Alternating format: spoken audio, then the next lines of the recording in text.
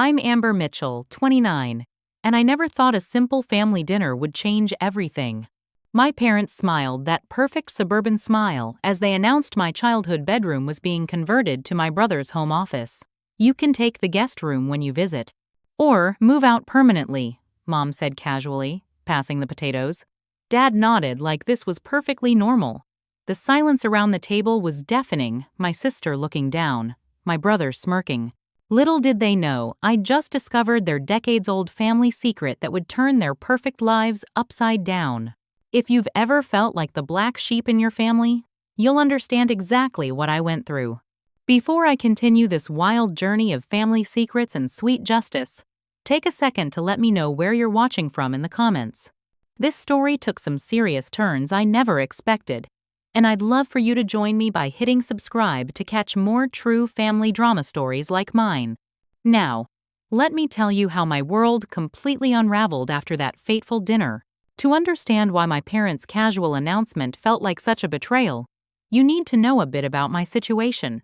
6 months earlier, my 7-year marriage to Jake had officially ended.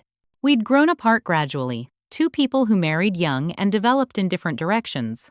The divorce was amicable but emotionally draining, and I found myself needing a place to stay temporarily while I sorted out my next steps.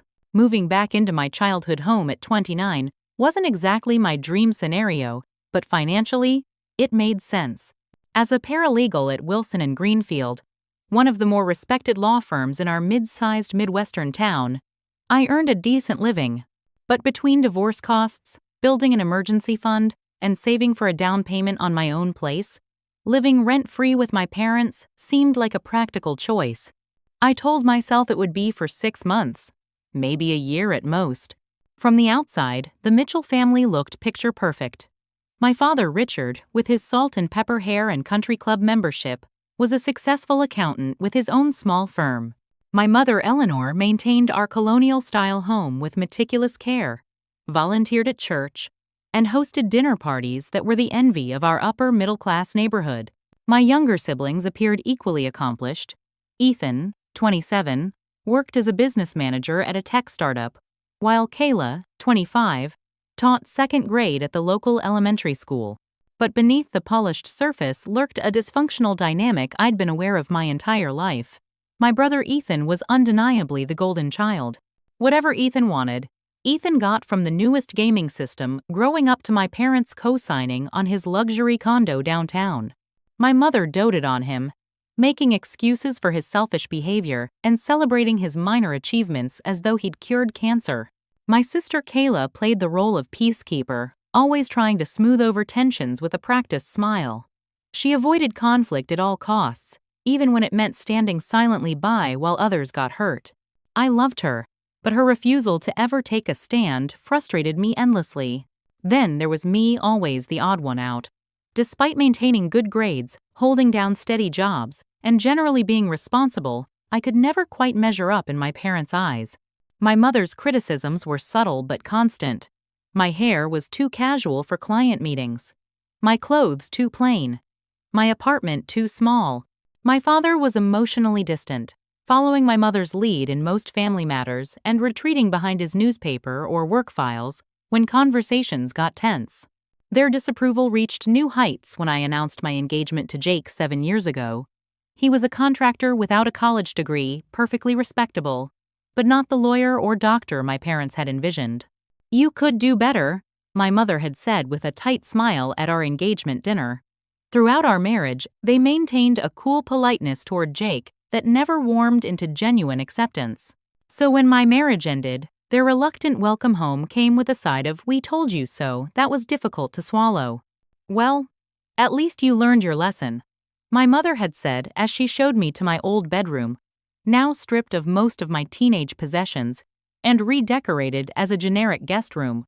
"Maybe next time you'll listen to our advice about the kind of man you should be looking for." The first few months back home were tense but tolerable. I spent most of my time at work, volunteered at a legal aid clinic on weekends, and tried to minimize my presence at home. But as weeks passed, my parents' subtle comments about my temporary situation grew more frequent. My brother's visits always included some pointed question about my housing search or dating life, while my mother began leaving apartment listings on the kitchen counter. It was during this uncomfortable limbo that I made a discovery that would change everything. Looking for winter clothes in our attic one rainy Saturday, I spotted a dented metal lockbox partially hidden behind some old Christmas decorations. Curious, I pulled it out, surprised to find it unlocked. Inside was a stack of documents that initially didn't make sense to me, what looked like incomplete adoption papers with my name on them. Bank statements showing regular payments to someone with the initials MR, and letters between my mother and someone named Margaret Roberts, discussing what appeared to be a private arrangement. I only had a few minutes to scan the contents before hearing my mother calling from downstairs. But what I saw sent a chill through me. The documents suggested something shocking. I might not have been legally adopted, but essentially purchased in a private arrangement. I carefully returned the lockbox exactly as I'd found it, my mind racing with questions I wasn't yet ready to ask. That discovery was 2 weeks ago. I'd been quietly investigating since then, using my paralegal skills to dig deeper while maintaining a normal facade at home. And now, sitting at that Sunday dinner table hearing my parents casually demote me to guest status in favor of my brother's home office needs, something inside me finally snapped. Sunday dinners were a Mitchell family tradition, as mandatory as they were miserable. My mother insisted on formal settings, cloth, napkins, the good china, water goblets that were only used once a week, even when it was just the 5 of us. This particular Sunday seemed ordinary enough as I helped set the table, arranging forks and knives with precision while my mother fussed over her pot roast. "Amber, make sure the napkins are folded properly," Eleanor instructed, barely looking up from the gravy she was stirring. "The points should be facing toward the plate." I bit back a sarcastic response about the napkin police and adjusted them accordingly. At 29, I still received instructions as if I were a child who couldn't be trusted with basic tasks. My father entered, newspaper tucked under his arm. "Something smells good," he said, giving my mother a perfunctory kiss on the cheek, before taking his seat at the head of the table. It was the same compliment he offered every Sunday, regardless of what was cooking. Kayla arrived next, bringing a store-bought apple pie and her perpetual peacekeeper smile. She hugged me quickly, asking about my week in a whisper as she helped arrange serving dishes. "Fine," I replied automatically. "Busy with the Henderson case." "Still sleeping okay in your old room?" she asked, her expression suggesting genuine concern. Before I could answer, the front door opened with unnecessary force, announcing my brother's arrival. Ethan strode in, designer sunglasses perched on his head despite the cloudy day, bringing the distinct smell of expensive cologne. "Sorry I'm late," he said. Though he wasn't actually late. Traffic was brutal coming from downtown. He made a point of mentioning downtown whenever possible, a reminder that he lived in the trendy part of the city while I had retreated to the suburbs. "No problem, sweetheart," my mother cooed. We were just getting ready to sit down. We took our places, my father at the head, my mother at the foot, Ethan and Kayla on one side, me alone on the other. The food was passed, plates were filled, and for a few minutes, the only sounds were utensils against china and my father's occasional grunt of approval at the meal. It was my mother who broke the silence. "Ethan has some exciting news," she announced, beaming at my brother as if he were about to reveal the cure for cancer. Ethan dabbed his mouth with his napkin, drawing out the moment. "The company's expanding," he said finally. "They're promoting me to senior business manager. Comes with a significant raise and more responsibility." He emphasized the word responsibility while glancing my way, the implication clear, unlike some people, he was moving up in the world, not backward. "That's wonderful, honey," my mother gushed. "We're so proud of you." My father nodded approvingly. "Good work, son. Always knew you'd go far." "Congratulations," Kayla added predictably. I forced a smile. "Congrats, Ethan." He nodded, accepting my congratulations as his due. "Thanks. It means longer hours, though. I've been thinking about converting the spare bedroom in my condo to a proper home office." "That makes sense," I said, not yet realizing this was the setup for what came next. My mother looked at my father, some unspoken communication passing between them. She cleared her throat. "Speaking of home offices, your father and I have been discussing making some changes around here." "What kind of changes?" Kayla asked, her voice carrying that slight nervous tremor it got when she sensed conflict brewing.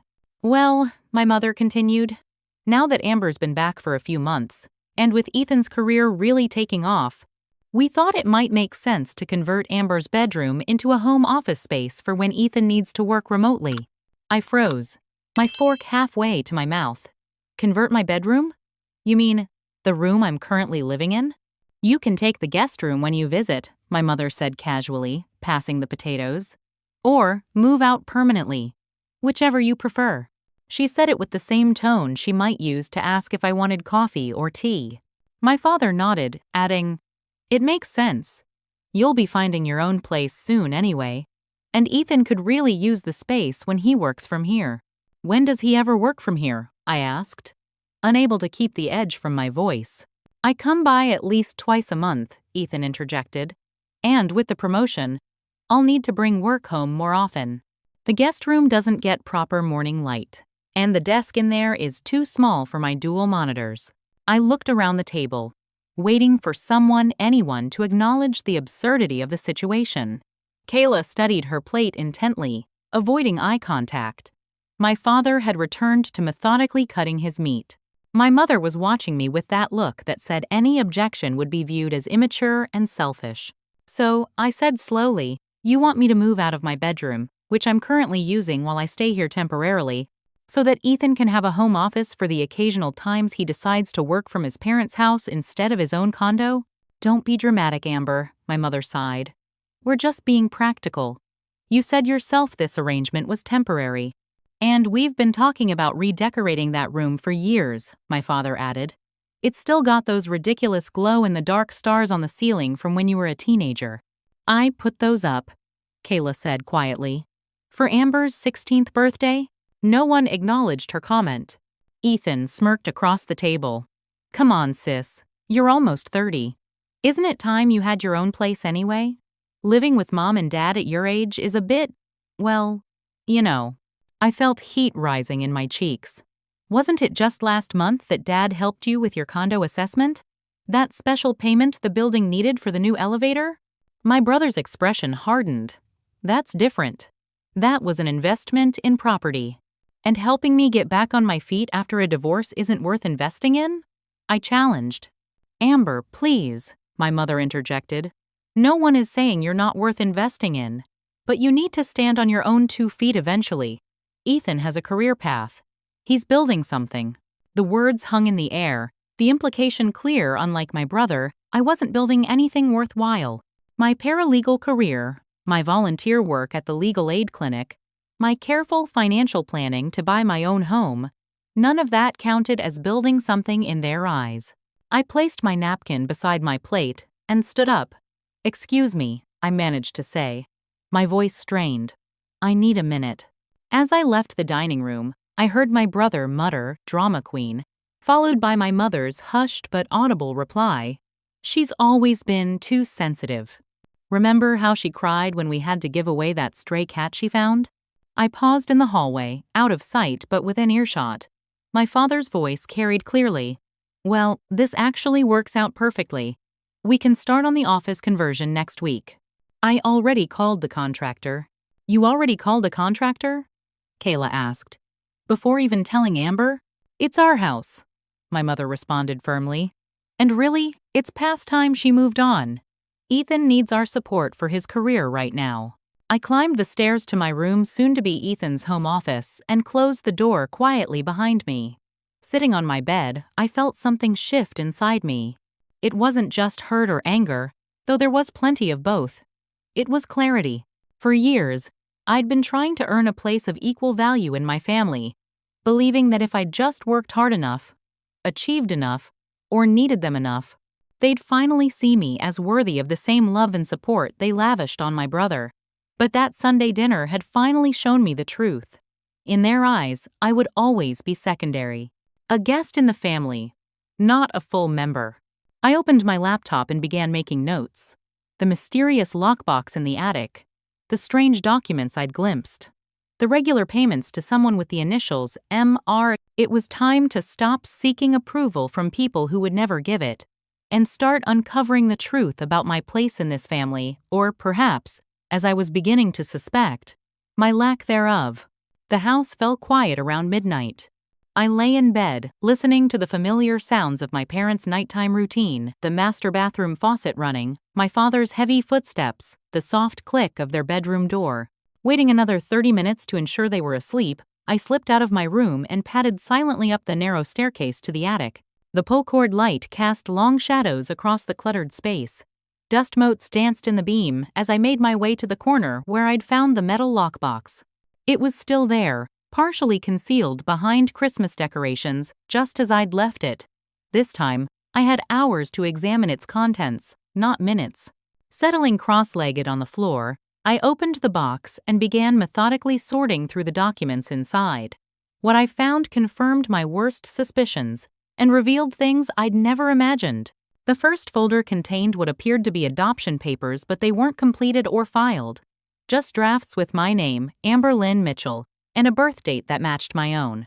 Paperclipped to these was a handwritten note in my mother's precise script. R says too risky to file. Stick with the private arrangement. The second folder held bank statements spanning nearly 3 decades, showing regular monthly payments of $500 to MR until about 5 years ago. The payments had started the month I was born and continued like clockwork.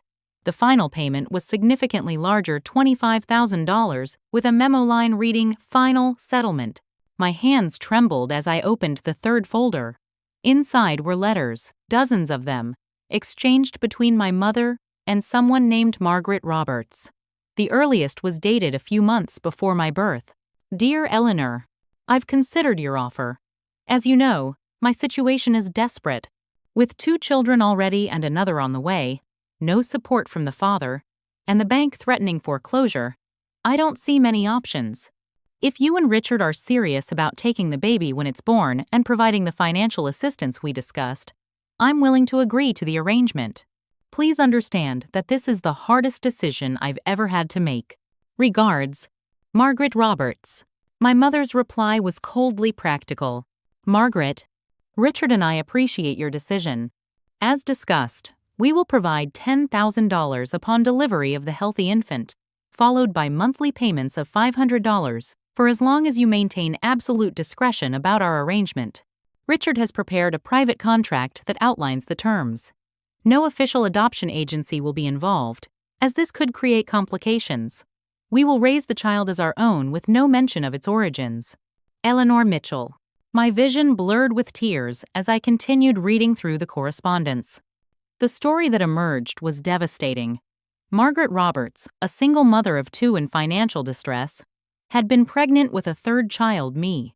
My parents, unable to have more children after Ethan and wanting another, had essentially purchased me through a private arrangement that circumvented legal adoption channels. The letters continued sporadically through the years, mostly from Margaret requesting to know how I was doing, with terse replies from my mother providing minimal information. In one heartbreaking letter dated around my 16th birthday, Margaret had written, "Eleanor, I know our agreement, but she's 16 now. I've respected your wishes for all these years, but I wonder if Amber might want to know about her biological family. My other children, her half-siblings, ask about their sister sometimes. They know they have one. I've kept your secret all these years, but is it fair to keep this from Amber forever? Margaret." My mother's reply had been unequivocal. Margaret, our arrangement is not open for renegotiation. The monthly payments will continue as agreed upon, provided your discretion remains absolute. Amber is our daughter in every way that matters, and introducing confusion about her parentage would only cause unnecessary pain. Richard reminds me to mention that our contract included a confidentiality clause with significant penalties. Eleanor. The final letter, dated 5 years ago, informed Margaret that my parents were terminating the monthly payments with a final lump sum of $25,000, considering their obligation fulfilled now that I was an adult with my own career. Margaret had apparently accepted this, as there were no further letters. Additional documents in the box revealed more shocking details.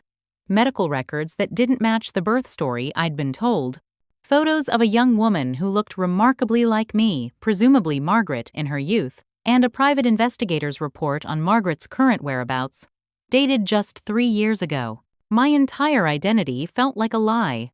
I wasn't the biological child of Richard and Eleanor Mitchell. I hadn't been properly adopted. I had been, in essence, purchased in a private arrangement that skirted legal channels. I had half-siblings I'd never met, and my parents had gone to extraordinary lengths to keep this secret from me my entire life.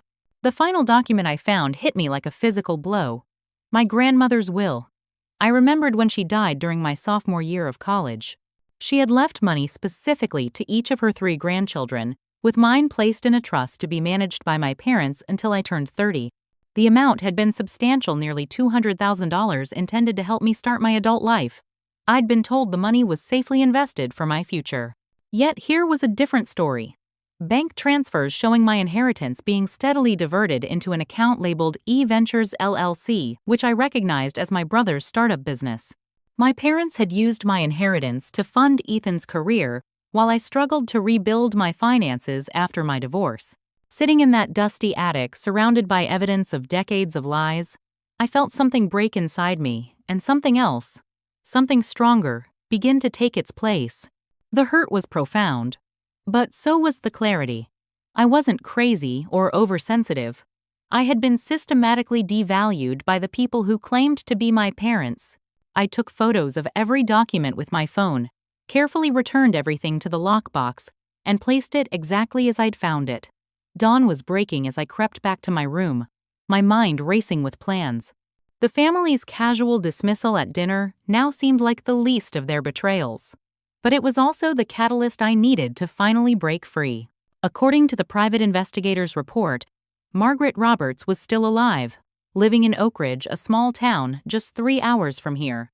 My biological mother, the woman who had given birth to me and then given me away. For 29 years, I'd been searching for acceptance in the wrong family. Perhaps it was time to find out if I had another one out there. The morning after my attic discovery, I went through the motions of normal life with a strange sense of detachment. I showered, dressed for work, and nodded absently as my mother reminded me about the contractor coming to measure Ethan's new office later that week. "Of course," I said, sipping coffee with a calmness that surprised even me. "I'll start looking at apartments this weekend." My mother seemed taken aback by my lack of resistance. "Well, that's sensible of you, Amber. I'm glad you're being mature about this." If only she knew what I had discovered just hours earlier. If only she realized that her sensible daughter was already formulating a plan that would change all their lives forever. At work, I found it nearly impossible to focus on the Henderson case. Between client meetings and filing motions, I began methodically laying the groundwork for what came next.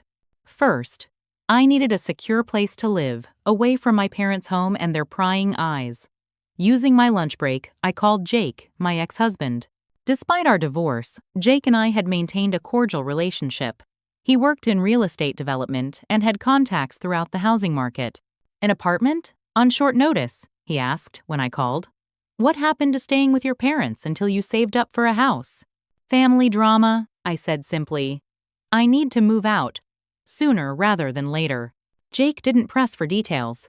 That was one thing I'd always appreciated about him. He respected boundaries.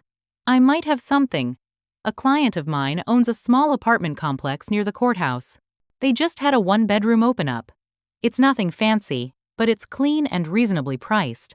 "That sounds perfect," I told him. "There's also something else you might be interested in," he added. "A foreclosure property came across my desk yesterday. 2-bedroom cottage on the east side, needs some cosmetic work but structurally sound. The bank's asking well below market value." "Jake, I don't have enough saved for a down payment yet." "You would if you pulled from your grandmother's trust," he said. "Isn't that money available to you soon? Your 30th birthday's coming up in a few months." I gripped the phone tighter, my knuckles turning white. "That's something else we need to discuss. Are you free for dinner this week?" That evening, I drove straight from work to the public library, where I could use a computer that wasn't connected to my workplace or home networks. I needed to investigate my biological mother more thoroughly, and I didn't want to leave any digital footprints that could be traced back to me. Using my paralegal skills, I searched public records for everything I could find on Margaret Roberts. Born Margaret Ruth Simmons, she had married Thomas Roberts in her early 20s, had 2 children with him before he abandoned the family, then found herself pregnant with a third child, me, in dire financial straits. Current records showed her living in a modest home in Oak Ridge, working as a nurse at a local clinic. Her two older children, my half-siblings, were named Thomas Jr. and Sarah, both now in their 30s. I found Sarah Roberts on social media. Her profile showed a woman with my same shade of auburn hair and familiar green eyes, surrounded by a husband and two small children. The resemblance was unmistakable. This was my sister, a sister I'd never known existed until yesterday. My next step was to consult with someone I trusted about the legal implications of what I'd discovered. Martin Greenberg, one of the senior partners at my firm, had been a mentor to me since I started as a paralegal 5 years ago. He specialized in family law and would understand the complexities of my situation. "I need some hypothetical legal advice," I told him when I caught him alone in the break room. Off the record. His bushy eyebrows rose, but he nodded. My office. 10 minutes. Once the door closed behind us, I laid out a carefully edited version of my situation, framing it as a case I was helping research. If a child was essentially purchased through a private arrangement with no legal adoption process, what would the legal implications be for the parents? Martin removed his glasses, polishing them thoughtfully. That would depend on several factors. But generally speaking, such an arrangement would be illegal. It could potentially be classified as human trafficking, depending on the specifics.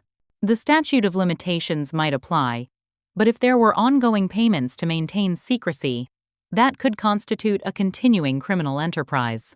And what about financial malfeasance, say, if money left in trust for this person was diverted without their knowledge or consent? His expression grew more serious. That would be breach of fiduciary duty at minimum, possibly fraud. Potentially criminal charges if it could be proven they never intended to preserve the trust assets for the beneficiary. I nodded, carefully taking notes as if this were truly an academic exercise. One last question: what documentation would be needed to prove such claims? Financial records showing the diversion of funds would be crucial. Any contracts or correspondence related to the original arrangement. Medical records establishing the birth and transfer of the child. Witness testimony could also be valuable. All things I now had, safely backed up in multiple secure locations. That night, I met Jake at a quiet restaurant across town, well away from anywhere my family might frequent. Over plates of pasta neither of us really touched. I showed him copies of what I'd found in the attic and explained my suspicions about my inheritance. Jake's face darkened as he reviewed the documents. Jesus. Amber. I don't even know what to say. It explains a lot, doesn't it? I said quietly. Why I always felt like an outsider in my own family. Why nothing I did was ever quite good enough. He reached across the table to squeeze my hand. What are you going to do? First, I need access to that trust account. Can you help me look into it? You still have contacts at First National from when you handled their commercial property, right? Jake nodded slowly. Kevin Daniels is still there. He owes me a favor. He studied my face. And after that? Are you going to confront your parents? Not yet, I said. First, I want to meet Margaret Roberts, my biological mother. I need to hear her side of the story. Do you want me to go with you? Jake offered. The question caught me off guard. Our divorce had been final for over 6 months. Yet here he was, still willing to support me through what might be the most difficult journey of my life. For a moment, I considered it having someone I trusted by my side would make this easier, but this was something I needed to do alone. Thank you, I said sincerely, but this is something I need to handle myself. We spent the next hour outlining a plan. Jake would help me secure the apartment immediately, allowing me to move my essential belongings out of my parents' house without raising suspicions. He would also discreetly inquire about the status of my grandmother's trust through his banking contact. Meanwhile, I would continue gathering evidence and prepare for a meeting with Margaret Roberts. Before we parted ways, Jake hesitated, then said, You know, that foreclosure property I mentioned, it could be a really good investment. If we pooled our resources, we could buy it together as a business venture. Fix it up, sell it for a profit. I raised an eyebrow. Are you suggesting we go into business together? Even after the divorce? He shrugged. The divorce was about us not working as a couple. But as business partners, we always did well with projects. Remember when we renovated that bathroom in our first apartment? The memory made me smile despite everything. We had argued about tile colors for a week, but had created something beautiful together in the end. Let me think about it, I said. As I drove home that night, my mind was clearer than it had been in months. The betrayal still hurt, a deep, throbbing wound that might never fully heal, but for the first time, I was channeling that pain into purpose. My parents and brother had treated me as disposable, a guest in their family rather than a true member. Fine. I would take that guest room they'd so generously offered for exactly as long as it took to execute my plan. You know what's crazy? In all those years of feeling like I didn't belong, I never imagined I was literally right. I'd love to know if any of you have ever had that moment when a lifetime of feelings suddenly made perfect sense. Drop a comment if you've experienced something similar, and subscribe if you want to hear what happened when I finally came face to face with the mother who gave me away. Trust me, what comes next shocked even me. The drive to Oak Ridge took just over 3 hours, but it felt like crossing an ocean.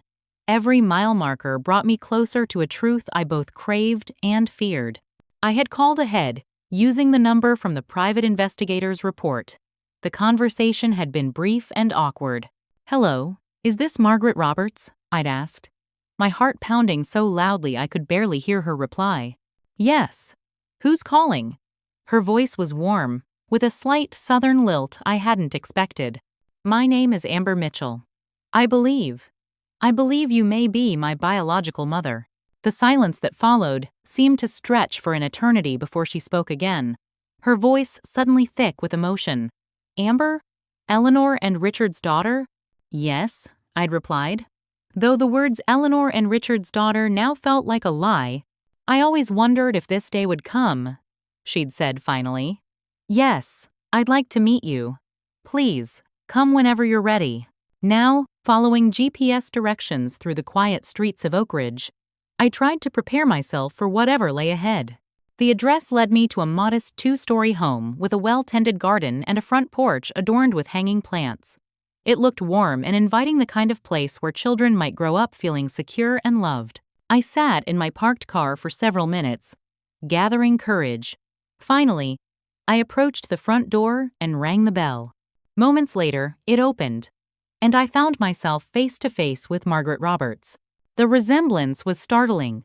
She was older than in the photo I'd found, in her late 50s now, with streaks of gray in her auburn hair, but the shape of her face, the set of her eyes, the curve of her mouth, it was like looking at my own future reflection. "Amber," she breathed, her eyes filling with tears. "I never thought. Please, come in."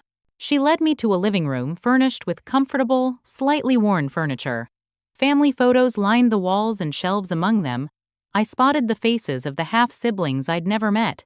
There was no sign of Eleanor Mitchell's meticulous decorating aesthetic here. No perfectly arranged showcase rooms that children weren't allowed to disturb. This was a home meant to be lived in. "Can I get you anything? Tea? Coffee?" Margaret asked, her hands fluttering nervously. "Water would be fine," I replied, my mouth suddenly dry. When she returned with 2 glasses of ice water, we sat facing each other, the silence between us filled with 29 years of unspoken words. "I don't know where to begin," Margaret said, finally. "I found documents," I told her. "In my parents' in Eleanor and Richard's attic. Letters between you and Eleanor. Bank statements. A contract about me." Margaret closed her eyes briefly, pain crossing her features. "How much do you know?" "That I wasn't adopted legally. That they paid you for me. That you've been receiving payments all these years to keep quiet about it." My voice sounded harsher than I intended. She flinched as though I'd slapped her. "It wasn't like that. Not exactly. At least, that's not how it started." Over the next hour, Margaret shared her story. She had been 25, already struggling to support 2 children after their father abandoned them. When she discovered she was pregnant with me, she'd lost her job due to severe morning sickness. Facing eviction and unable to feed the children she already had, she'd confided in a coworker who knew Eleanor Mitchell through church connections. "Eleanor approached me," Margaret explained, twisting a tissue between her fingers. She told me she and Richard had been trying for another child after Ethan but couldn't conceive. She said they could provide a good home, financial stability, opportunities I couldn't give you. It seemed like the answer to all our problems. "So you sold me," I said flatly. Margaret's face crumpled. "I know how it sounds. But I was desperate, Amber. The initial payment saved my home, kept food on the table for Thomas and Sarah. The monthly payments helped us survive. I told myself I was doing what was best for all my children, the 2 I kept and the 1 I gave away. But there was never a legal adoption." She shook her head. Richard was worried about scrutiny from adoption agencies. He said private arrangements were common, that everything would be fine as long as no one asked questions. I was in no position to argue. "Did you ever regret it?" I asked. The question that had been burning inside me since I'd discovered the truth. Margaret looked directly into my eyes, her own filled with tears. "Every single day of my life." She rose and went to a bookshelf, returning with a photo album. Inside were pictures of me, school photos, newspaper clippings of academic awards, and community service recognitions, a shadow archive of my life collected from whatever public sources she could find. Eleanor would sometimes send photos, especially in the early years. Later, I had to find them myself. "I followed your life from a distance, Amber. I watched you grow up, graduate, get married. I never interfered because I believed you were happy, that you had opportunities I couldn't have given you." "I wasn't happy," I said quietly. "I never felt like I belonged. They always treated me differently than my siblings, than Ethan and Kayla." Margaret's expression darkened. "Eleanor promised you'd be loved equally. That was part of our agreement." She showed me pictures of my half-siblings, Thomas Jr. and Sarah. Thomas was a contractor with his own business, married with 3 children. Sarah was a teacher, like Kayla, with 2 young daughters of her own. My nieces and nephews' family I'd never known existed. "They know about you," Margaret said. "I never kept you a secret from them. They've always known they had a sister out there somewhere." The revelation that my biological family had acknowledged my existence while my adoptive family had hidden theirs from me was yet another painful irony. As afternoon stretched into evening, Margaret ordered pizza, and we continued talking. She showed me baby photos of myself that Eleanor had sent during my first-year images I'd never seen before. She told me about my biological father, a man who had never known about my existence because he'd already left before Margaret discovered she was pregnant with me. "The final payment came 5 years ago," Margaret explained as we sat at her kitchen table. $25,000 and a legal document stating that our arrangement was concluded. "Eleanor made it clear that if I ever tried to contact you, they would deny everything and claim I was trying to extort them. But the statute of limitations on most of this has probably expired," I said, thinking of my conversation with Martin Greenberg. Margaret shrugged. "Maybe. But they had money and influence, and I was just a struggling single mother who'd participated in an illegal arrangement. Who would believe me over the respected Mitchell family?" As the evening wore on, my anger toward Margaret gradually softened. She had made a terrible choice under desperate circumstances, then spent decades regretting it while trying to survive and raise her remaining children. Eleanor and Richard, meanwhile, had deliberately engineered the entire situation, using their wealth and influence to essentially purchase a child, then failed to provide the loving home they had promised. Before I left, Margaret asked hesitantly, "Would you like to meet Thomas and Sarah sometime? They've always wondered about you." The thought of having siblings who actually wanted to know me was overwhelming. "Yes," I said. "I think I'd like that."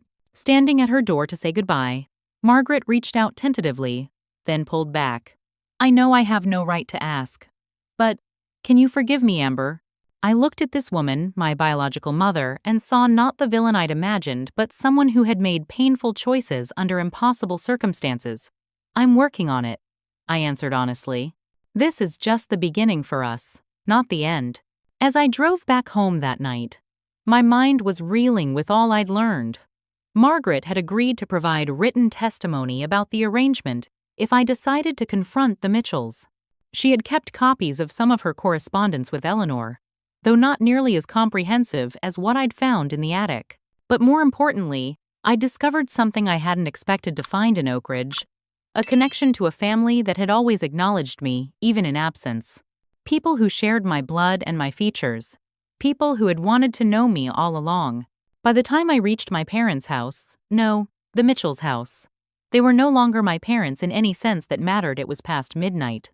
I crept upstairs to what would soon be Ethan's home office and lay awake in the darkness, planning my next move. I wasn't just fighting for my inheritance now. I was fighting for 29 years of belonging that had been stolen from me by the people who had claimed to love me most. Over the next 2 weeks, I executed my plan with the methodical precision I'd learned in my years as a paralegal. Step by step, I dismantled my dependence on the Mitchells while gathering the evidence I would need for the confrontation to come. The apartment Jake found for me was perfect, a 1-bedroom unit in a secure building just 3 blocks from my office. I signed the lease on a Tuesday and began quietly moving my most important possessions out of the Mitchell house when no one was home.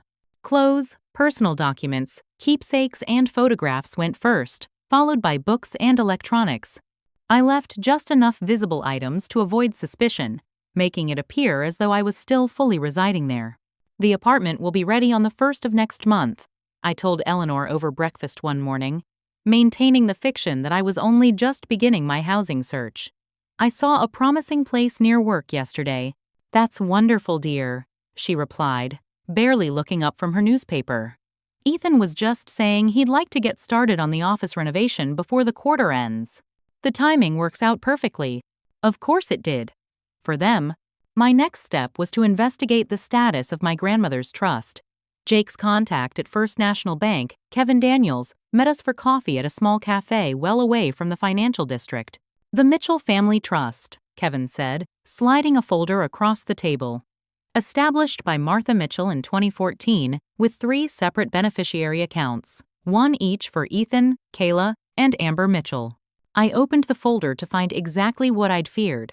While Ethan and Kayla's trust accounts remained untouched, waiting for them to turn 30 as specified in my grandmother's will, mine had been systematically drained through a series of transfers to E-Ventures LLC, my brother's startup company. Is this legal? I asked, though I already knew the answer. Kevin shook his head. Not without your explicit consent as the beneficiary. The trust terms are clear. The funds were to be managed by your parents until your 30th birthday, but they were required to maintain the principal amount. These transfers constitute a breach of fiduciary duty. And who authorized these transfers? Richard Mitchell, as trustee. But Eleanor Mitchell co-signed on each transaction. They had both betrayed me, methodically and repeatedly. What recourse do I have? I asked. You could file a civil suit against the trustees for misappropriation of funds, Kevin explained. With this documentation, you'd have a strong case. The bank would likely freeze the remaining trust assets pending investigation. I nodded, adding these documents to my growing file of evidence. Thank you, Kevin. I appreciate your discretion in this matter. Jake and I left the cafe in silence, walking several blocks before either of us spoke. Are you okay? He finally asked. I laughed without humor. I just confirmed that the people who raised me not only purchased me illegally, but also stole my inheritance to fund my brother's business ventures. Okay. Isn't exactly the word I'd use. Jake hesitated, then said, I've been thinking about that foreclosure property I mentioned. I ran the numbers last night. If we pooled our resources, what I have saved plus what you could potentially recover from the trust, we could buy it outright. No mortgage. You're serious about going into business together? As partners, yes, he said. Equal investment, equal return. I know enough about renovation to handle most of the work ourselves, which would maximize profit when we sell. The idea was appealing not just financially, but emotionally.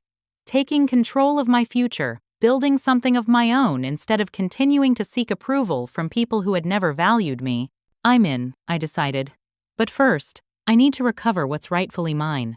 My next meeting was with Martin Greenberg, this time without the pretense of a hypothetical case. I laid out everything I had discovered, from the illegal purchase arrangement to the misappropriation of my trust funds. Martin listened without interruption, his expression growing increasingly grave. When I finished, he removed his glasses and pinched the bridge of his nose. Amber, this is extraordinary and deeply troubling. He gestured to the stack of documents I'd provided. You have compelling evidence of several serious legal violations. The question is, what do you want to do with it? I want justice, I said simply. And I want what's rightfully mine. We discussed my options. A civil suit could recover my trust funds, but would be public, messy, and potentially drawn out for years. Criminal charges related to the illegal adoption arrangement might face statute of limitations issues, though the ongoing payments to ensure silence could constitute a continuing criminal enterprise. There's a third option, Martin suggested carefully. A private settlement. Present your evidence to Richard and Eleanor, outline your demands, and give them the opportunity to make amends without public exposure. You think they'd agree to that? Richard is an accountant with a reputation to protect. Eleanor is deeply concerned with social standing. The threat of public scandal might be persuasive. He leaned forward. But Amber, you need to be clear about what you want from this. Is it financial restitution, public acknowledgement, or something else entirely? It was a question I'd been wrestling with since discovering the truth. What did I really want? I want my inheritance restored, I said slowly. I want them to face consequences for what they've done. And I want the truth acknowledged, not publicly, necessarily, but I refuse to keep participating in their fiction. Martin nodded. A reasonable position. I can help you draft a settlement proposal. My preparations continued. I met with Margaret again, this time bringing her to meet with Martin so he could take her official statement about the arrangement with the Mitchells. I was also introduced to my half-siblings, Thomas and Sarah, who welcomed me with an openness that brought me to tears. We used to make up stories about you, Sarah told me over dinner at her home, her two daughters peeking shyly at their new aunt from behind her legs, about what you might be like, what you were doing. Mom kept every scrap of information she could find. We always hoped you'd find your way back to us someday, Thomas added, though we never imagined it would happen quite like this. The contrast between my biological family's warm welcome and the Mitchells' calculated coldness strengthened my resolve. I wasn't just fighting for financial justice now. I was reclaiming the sense of belonging that had been denied me for nearly 3 decades. By the end of the second week, everything was in place. I had moved the last of my essential belongings to my new apartment. My evidence was organized and copies secured in multiple locations. Martin had drafted a settlement proposal that would restore my trust funds with interest while protecting the Mitchells from public exposure if they complied. Jake and I had submitted a preliminary offer on the foreclosure property, contingent on my financial situation being resolved. The only thing left was to confront the people who had called themselves my parents. After consultation with Martin, I decided that a family dinner, the setting where they had so casually dismissed me, would be the perfect venue for revealing what I knew. I called my mother on a Wednesday afternoon. I'd like to host a family dinner this Sunday, I told her. Before I move out. A proper goodbye. That's thoughtful of you, Amber, Eleanor said, sounding pleasantly surprised. At our house, I assume? Yes, if that's all right. I'll take care of everything: cooking, setup, cleanup. I just want one last family meal before I start my new chapter. Of course, dear, that sounds lovely. As I hung up, I felt a strange calm settle over me. For years, I had sought approval and belonging from people who had never truly accepted me as family. Now, I was about to shatter the illusion they had so carefully maintained and in doing so, finally free myself from their power over me. Sunday couldn't come quickly enough. Sunday arrived with the kind of perfect early fall weather that Eleanor Mitchell typically viewed as a personal gift from the universe to her specifically. Sunlight streamed through the dining room windows as I arranged place settings with meticulous care, using the good china and crystal that were normally reserved for holidays and important guests. Today's occasion qualified as both an ending and a revelation. I had arrived early, telling Eleanor I needed time to prepare everything. She hovered nearby, occasionally offering suggestions about the table arrangement or questioning my choice to use the formal dining room instead of the more casual kitchen table. This seems rather elaborate for a simple family dinner, she remarked, watching me place the crystal water goblets. It's my farewell dinner, I replied with a smile that didn't reach my eyes. I wanted to make it special. By 5 o'clock, everything was ready. The table was set, the roast was in the oven, and my evidence neatly organized in a folder was tucked into my bag beside my chair. I had dressed carefully in a tailored black dress that projected confidence and professionalism rather than the casual clothes Eleanor always criticized. Kayla arrived first, bringing a bouquet of flowers and a bottle of wine. "The place looks amazing," she said, glancing around at the formal table setting. "Mom said you wanted to do a goodbye dinner, but this looks more like Thanksgiving." "It's an important occasion," I told her, accepting the flowers with a genuine smile. Despite everything, I couldn't bring myself to be angry with Kayla. She had been as much a product of this family's dysfunctional dynamic as I had, though in a very different way. My father arrived from his golf game, raising his eyebrows at the formal setup but making no comment. Ethan was last, predictably 20 minutes late, bringing no contribution but his own self-importance. "Quite the spread, sis," he remarked, surveying the table. "Didn't realize moving to an apartment warranted such a production." "There's a lot to celebrate," I replied cryptically. We took our usual places, my father at the head, my mother at the foot, Ethan and Kayla on one side, me alone on the other. For perhaps the last time, I reflected, this particular configuration would be seated together as a family. The first course, a butternut squash soup I knew to be my father's favorite, was served in relative silence. Eleanor made small talk about church activities. Richard commented on his golf score, and Kayla shared an anecdote about one of her second-grade students. Ethan, as usual, dominated what conversation there was with updates about his company's latest project and the important clients he was wooing. I said little, allowing the familiar rhythm of Mitchell family dinner conversation to play out one last time. I noticed things I had never fully registered before: how my mother's eyes lit up whenever Ethan spoke, how my father barely acknowledged Kayla's contributions to the conversation, how the flow of discussion always circled back to Ethan's pursuits regardless of where it started. As I cleared the soup bowls and brought out the main course, Eleanor finally directed a question to me. "So, Amber, tell us about this apartment you found. Is it in a decent neighborhood?" "Actually," I said, serving slices of roast beef onto their plates, "I found a lovely place. It's in a secure building near the courthouse. I've already moved most of my things." 4 pairs of eyes snapped to my face in surprise. "You've already moved?" my mother asked, her voice sharp.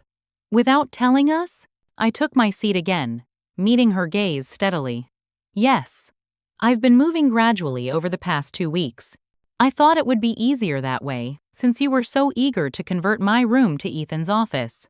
"Well, that's," Eleanor stuttered, clearly thrown off balance. "You might have mentioned it. Like you mentioned, calling the contractor before even telling me you wanted me to move out?" I countered, my voice still pleasant but with an edge that caused my father to look up from his plate. An uncomfortable silence fell over the table.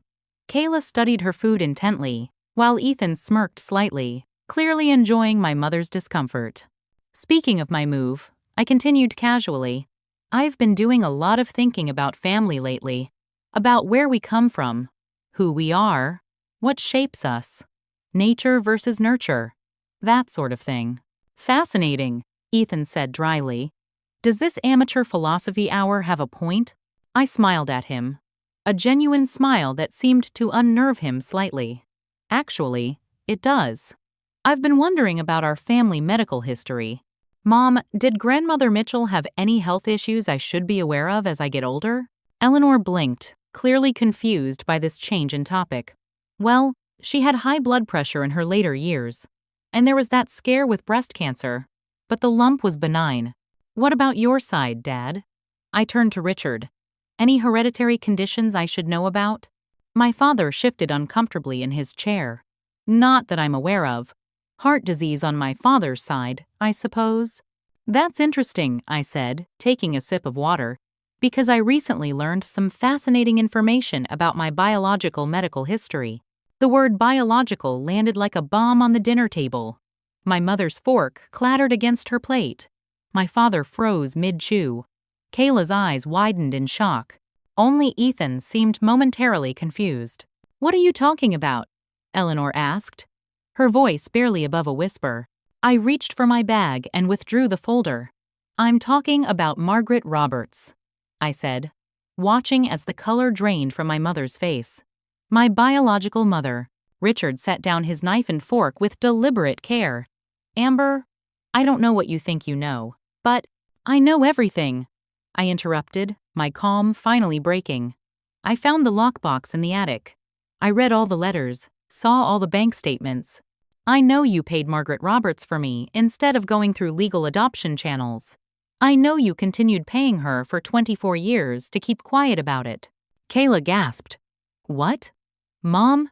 Dad? What is she talking about? Eleanor's face had gone from pale to ashen. Amber, this is ridiculous. You're our daughter. Am I? I challenged, opening the folder and removing a copy of one of the letters.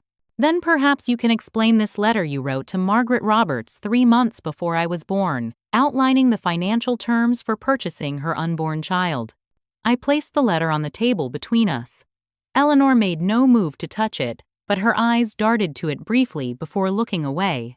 Or perhaps, I continued, extracting another document, you could explain these bank statements showing monthly payments of $500 to MR for 24 years, followed by a final payment of $25,000 5 years ago. Richard cleared his throat. Amber, there are complicated circumstances you don't understand. I understand perfectly well. I cut him off. I've met with Margaret Roberts twice now. I've heard her side of the story.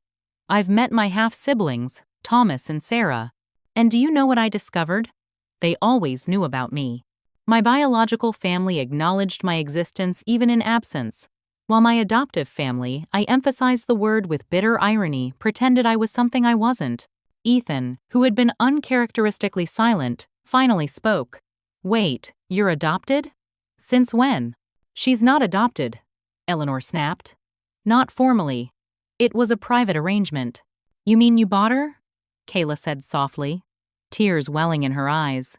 We provided a good home for a child who would otherwise have grown up in poverty, my father argued, his accountant's mind clearly calculating how to minimize this situation.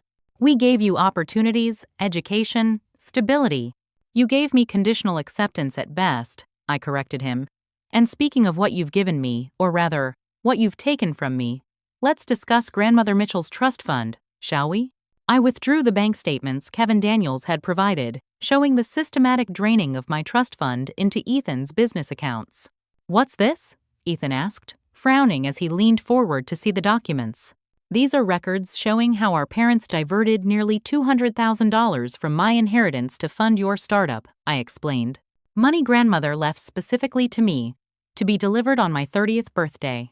Ethan's expression shifted from confusion to shock as he scanned the numbers. Dad? Is this true? Richard's face had turned red. The investments were made with the family's best interests in mind. E-Ventures showed promise for significant returns. Returns that would benefit whom, exactly? I asked. Because according to Grandmother's will, that money was mine, not yours to invest as you pleased. We're your parents, Eleanor said, finding her voice again. We were acting in your best interests. Were you? Or were you, as always, prioritizing Ethan at my expense? Just like you've done my entire life? The table fell silent again. Kayla was openly crying now, while Ethan stared at the financial documents with an unreadable expression. My parents exchanged glances, some silent communication passing between them. What do you want, Amber? Richard finally asked, his tone suggesting a business negotiation rather than a family crisis. I pulled out the settlement agreement Martin had prepared. Full restoration of my trust fund, with interest. A legally binding acknowledgement of the truth about my origins. And an end to the fiction that we're a normal, loving family. You would expose us? Destroy this family's reputation? Eleanor asked, aghast. I have no interest in public exposure, I assured her. This can remain private provided you comply with the terms outlined in this agreement. My attorney has prepared everything. You have until the end of the week to review it with your lawyer and sign. Your attorney? Richard repeated, a note of respect or perhaps fear entering his voice for the first time. Martin Greenberg, I confirmed. He finds the evidence quite compelling. I stood, gathering my folder. I won't be staying for dessert. I've said what I came to say. The agreement requires signatures from both of you. as well as a certified check for the full amount specified. Once that's done, we can all move forward with our lives separately. Amber, wait, Kayla said, rising from her chair. Don't go like this. We need to talk about this as a family. I looked at my sister, the biological child of Richard and Eleanor, who had always tried to keep peace in a fundamentally broken home. We're not a family, Kayla. We never really were. But that doesn't mean you and I can't have a relationship moving forward. That's up to you. Turning to leave, I paused in the doorway and looked back at the 4 shocked faces around the table I had so carefully set just hours earlier. I'll expect your decision by Friday. My lawyer will be in touch. As I walked out of the Mitchell house for what might be the last time, I felt neither triumph nor satisfaction, only a profound sense of relief. The truth, however painful, had finally been spoken aloud. The rest was up to them. The days following the revelation dinner unfolded in ways I couldn't have predicted. I expected anger, denial, perhaps even threats from the Mitchells. Instead, I encountered something far more complex: the disintegration of a family facade that had been carefully maintained for nearly 3 decades.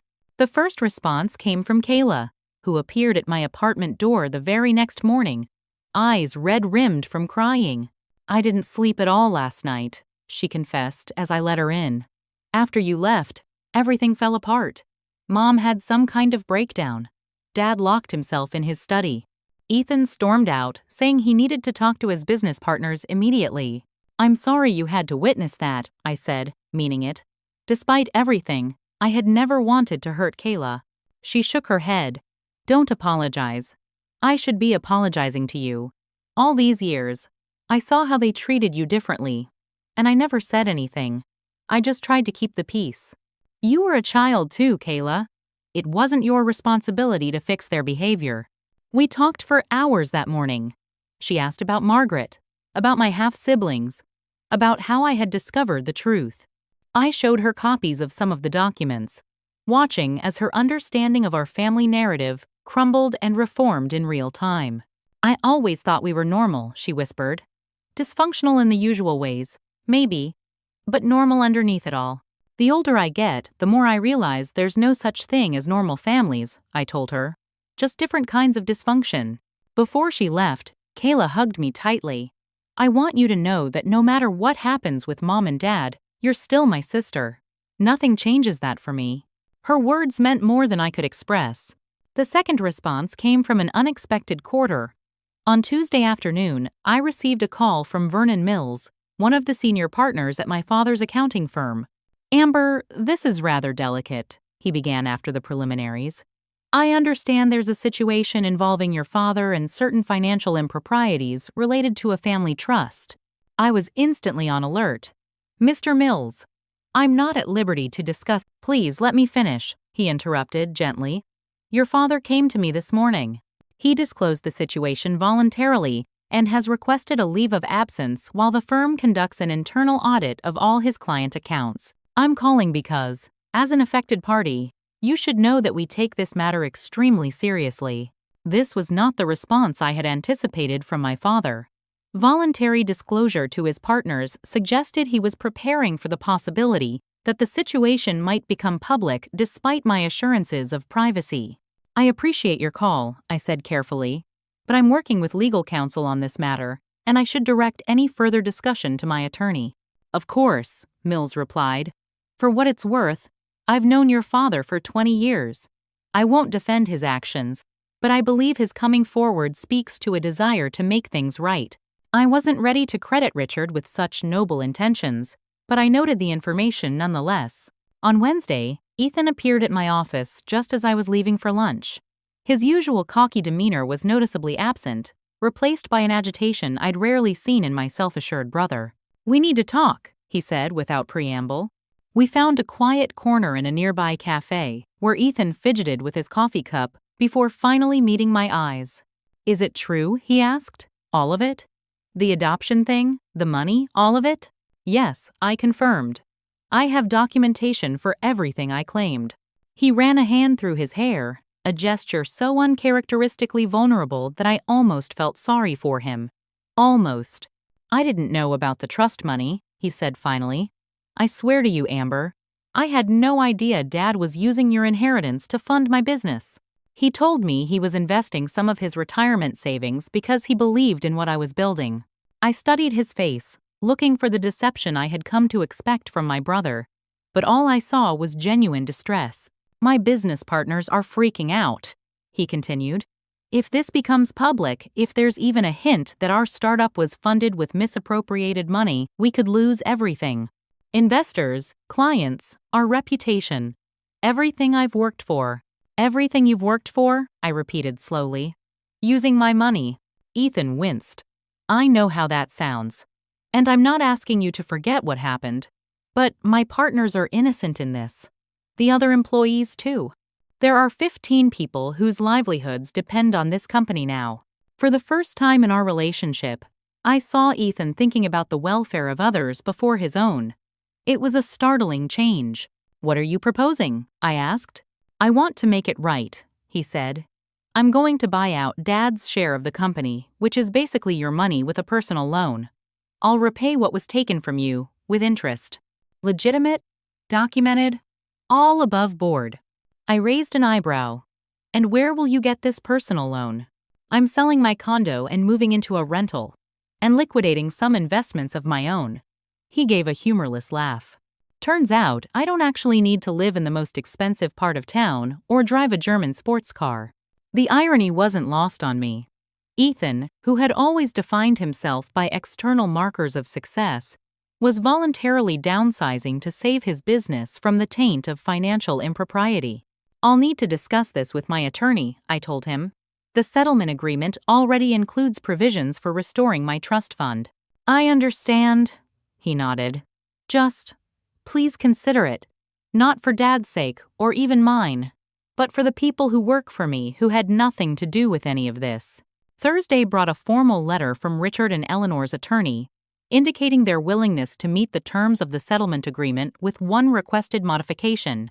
They asked that Ethan be allowed to restore the misappropriated funds through a structured payment plan rather than requiring Richard to produce the entire amount immediately.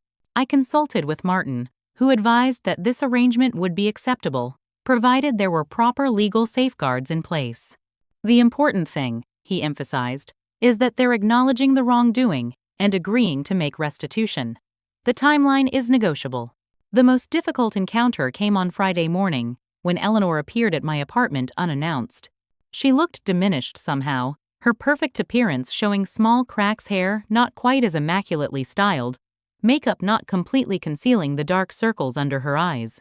"May I come in?" she asked, her voice lacking its usual authoritative tone. I hesitated, then stepped aside to let her enter. She stood awkwardly in my living room, taking in the boxes still waiting to be unpacked. The simple but tasteful furnishings so different from her own carefully curated decor. "Richard and I will be signing the agreement," she said without preamble. "Our lawyer has reviewed it and finds the terms acceptable." "I'm glad to hear it," I replied neutrally. Eleanor ran her fingers along the edge of my bookshelf, a nervous gesture I'd never seen from her before. "I want you to know that we did love you, Amber. In our way, perhaps not the way you needed or deserved, but we did love you." "Is that supposed to make it all better?" I asked, surprised by the bitterness in my own voice. 29 years of feeling like an outsider in my own family, and now you want credit for loving me in your way? "No," she said quietly. "Nothing makes it better. I'm just trying to make sense of it myself, trying to understand how we got here. You got here by purchasing a baby from a desperate woman, keeping her existence a secret from me my entire life, treating me as less valuable than your biological children, and stealing my inheritance." I summarized flatly. "It's not actually that complicated." Eleanor flinched. "When you put it that way? No, I suppose it isn't." She drew a deep breath. "I won't ask for your forgiveness. I don't expect it. But I do want you to know that I'm seeking help. Therapy. At my age." She gave a small, sad laugh. "Richard thinks I've lost my mind." This admission of vulnerability from a woman who had always maintained rigid control was perhaps the most shocking development yet. "Why are you telling me this?" "Because I want to understand why I did what I did," she replied. "Why I couldn't love you the way a mother should." Why I favored Ethan and ignored Kayla's needs and kept you at arm's length. I want to understand before I die, Amber. And maybe someday you'll be willing to hear what I learn." She left shortly after, leaving me with a tangle of emotions I couldn't immediately sort through. Anger, yes.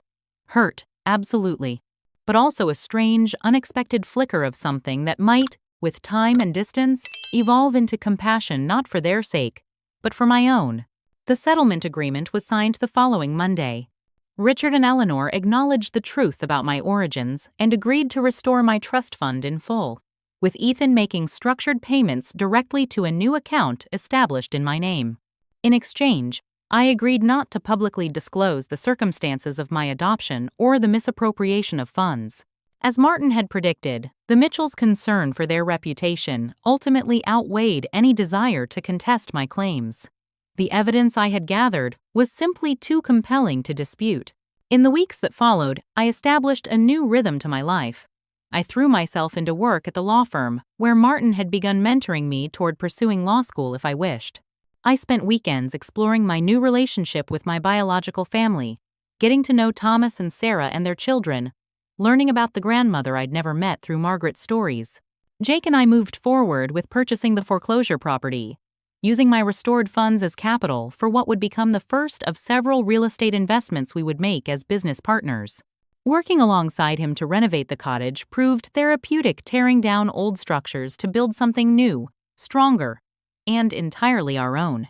Kayla visited regularly, slowly building a relationship with me that wasn't defined by the Mitchell family dynamics. She even joined me for dinner with Margaret and my half-siblings one evening, a surreal but ultimately healing experience for all involved.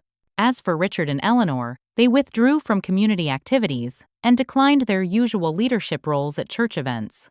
Rumors circulated about Richard taking a leave of absence from his firm for health reasons.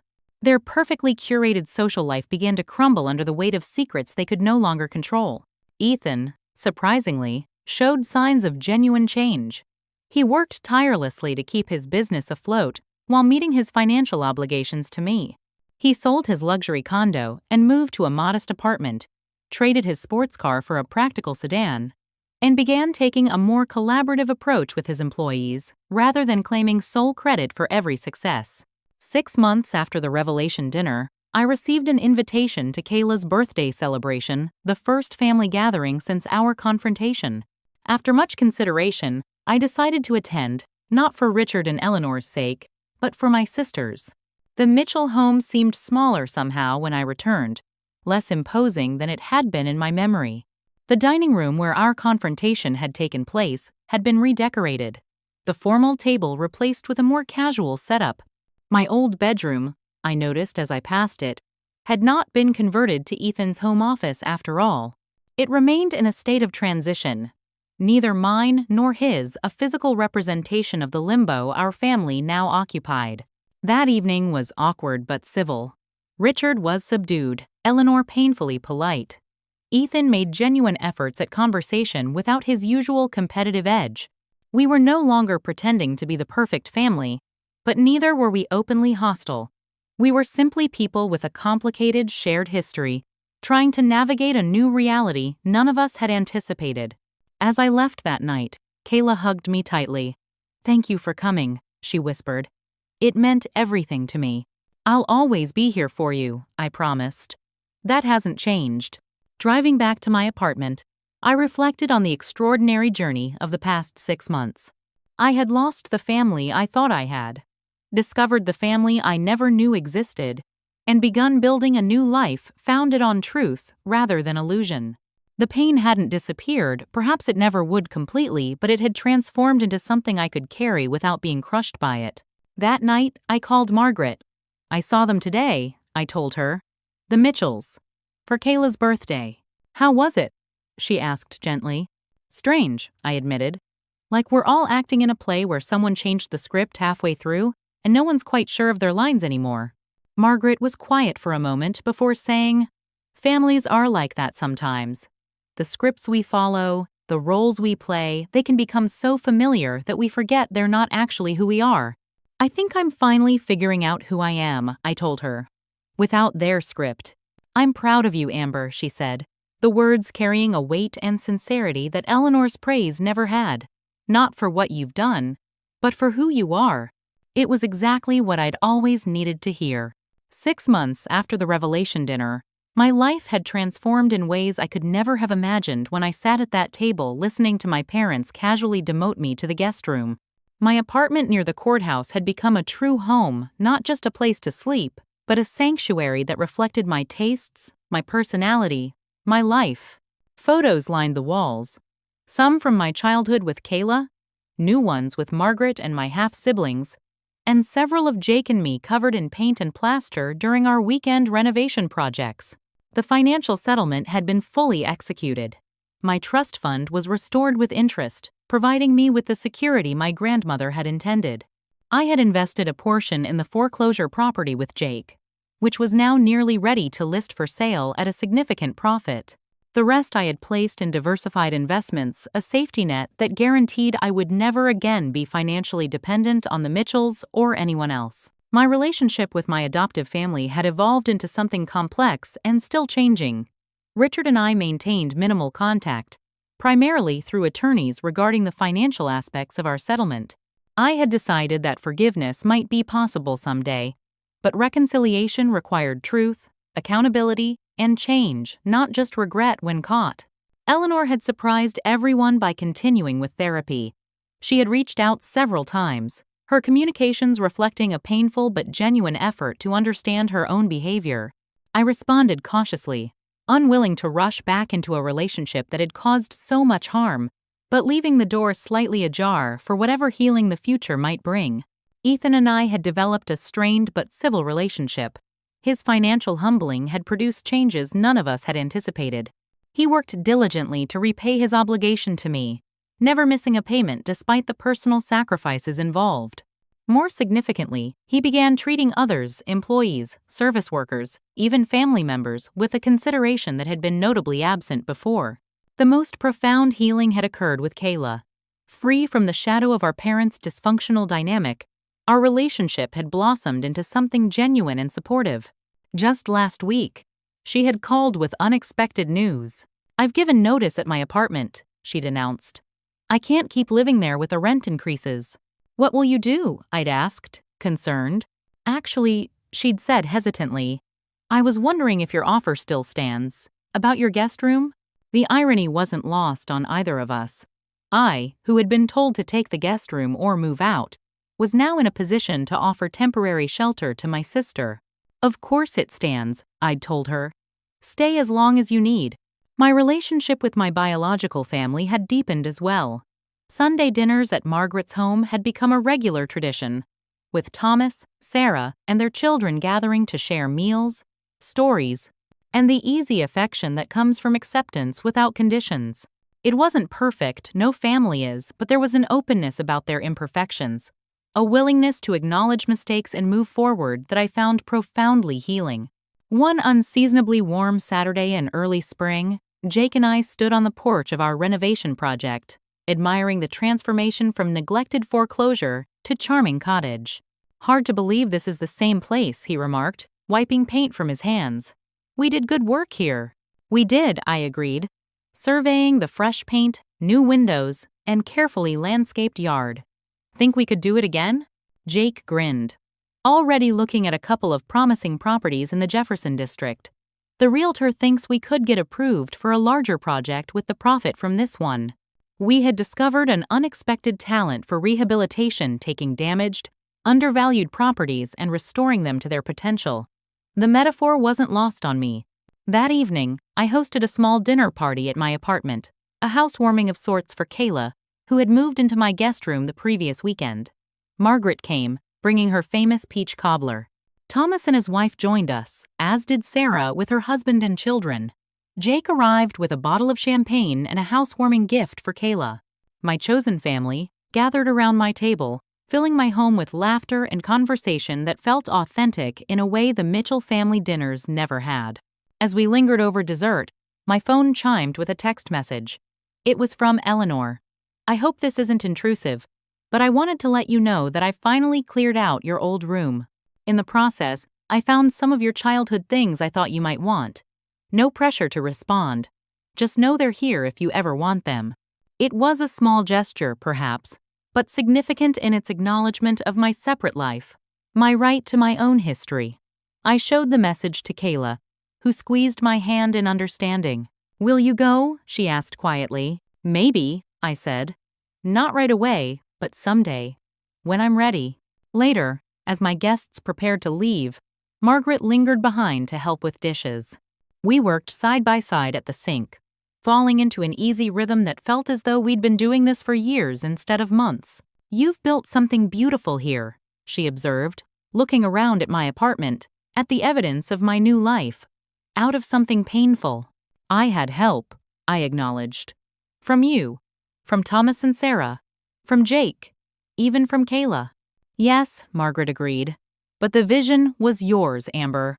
The strength to walk away from a toxic situation, to seek truth instead of comforting lies, to build something new that came from within you." As I closed the door behind the last guest and turned to find Kayla curled up on my sofa with a book, I felt a sense of profound peace settle over me. The guest room that had once been offered to me as an insult had become a gift I could freely give to someone I loved. The family that had betrayed me had been replaced by connections based on truth and mutual respect. The inheritance that had been stolen from me had been restored and transformed into the foundation for my independent future. 6 months ago, at a family dinner, my parents had said, "You can take the guest room, or move out." So I had done both. I had moved out physically, and I had taken the metaphorical guest room in their lives, no longer seeking the central place that would never be offered. In doing so, I had created space for a life that was authentically mine, surrounded by people who valued me for exactly who I was. It wasn't the ending I had expected when I discovered that metal lockbox in the attic. It was better, messier, more complex, but infinitely more real. And as I settled onto the sofa beside my sister, I knew with absolute certainty that I wouldn't change a single step of the journey that had brought me here. I never thought my family's casual cruelty would lead me to discover my true identity and build a life filled with genuine love. If my story resonated with you, I'd be so grateful if you'd hit that like button and subscribe to hear more real-life family journeys. Have you ever discovered a family secret that changed everything? Share your experience in the comments below. Thank you for being part of my healing journey by listening. And remember, sometimes the family we build matters more than the one we're born into. Until next time, this is Amber, signing off with gratitude for every twist in this complicated, beautiful path.